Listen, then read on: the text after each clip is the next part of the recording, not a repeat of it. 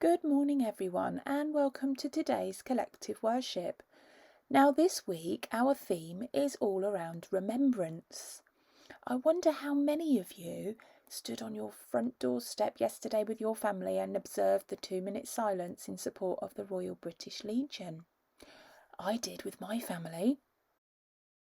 I wonder what you think of when you see these. For many of us, it will be Poppy Day, or more correctly, Remembrance or Armistice Day, when across the world the nations remember the many acts of courage, selflessness and service of those who fought in past wars, and those who are still doing so. We choose to remember in this way as an act of gratitude. This year will be a bit of a strange year because of the impact of COVID. So it's even more important that we find ways to do this, to help us to remember with gratitude.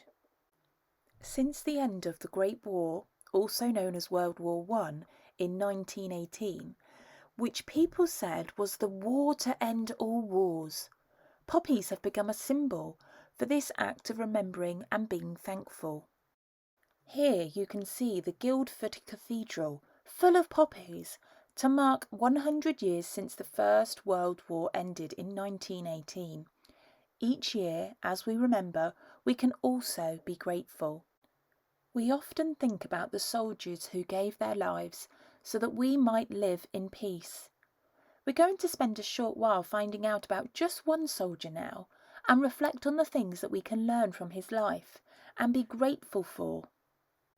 Like so many other young men, William Coltman joined up in January 1915, aged 26, initially as a rifleman in the North Staffordshire Regiment, but he never fired a shot.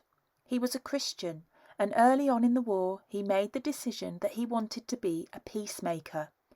He was determined that he should not end lives, but try to save them. And so, instead of fighting, he became a stretcher bearer. The job of a stretcher bearer was to rescue the injured men from where they fell, often trudging through the mud in no man's land, through enemy fire from all sides. William was only 5'4" tall, but he didn't let his size stop him, and he was well known for carrying the wounded off the battlefield on his back. Most nights he would venture out into enemy lines to see if any of his regiment were left behind. This sculpture is modelled on him and shows him carrying a wounded soldier away from the battlefield on his shoulders. He did this for 3 years and was awarded the Victoria Cross for his actions on October the 3rd and 4th, 1918. His official letter stated that this very gallant NCO tended the wounded unceasingly for 48 hours. He won many other medals too, yet never fired a single bullet. William Coltman was one of the very few who survived World War I. So what can we learn from William Coltman? Have a think for a moment about some of those things that William Coltman did that we could learn from in the future. I'll give you 30 seconds.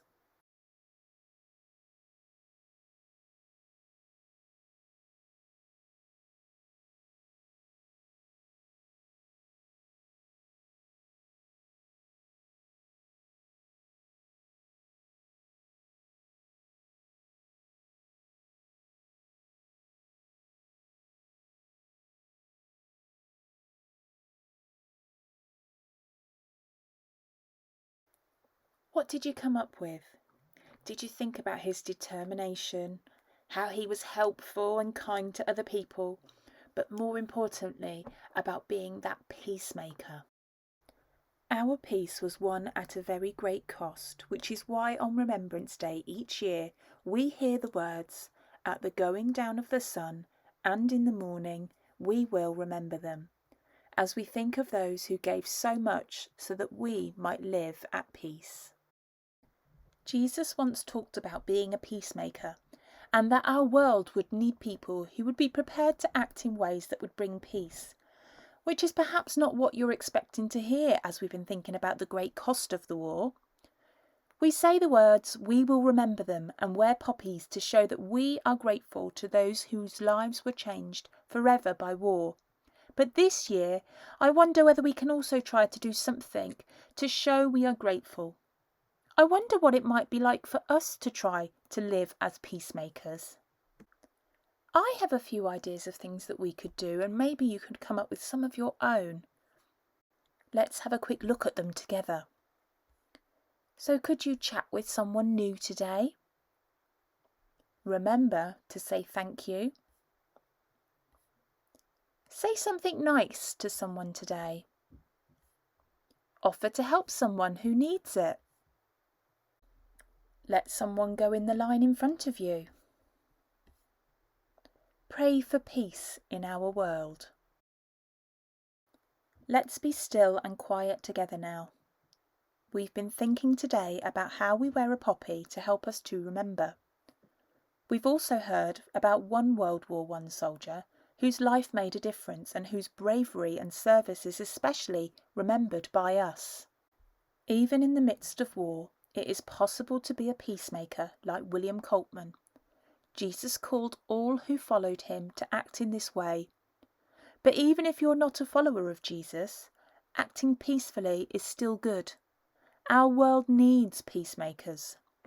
In the stillness, you might like to think about one thing that you could do to act peacefully this week.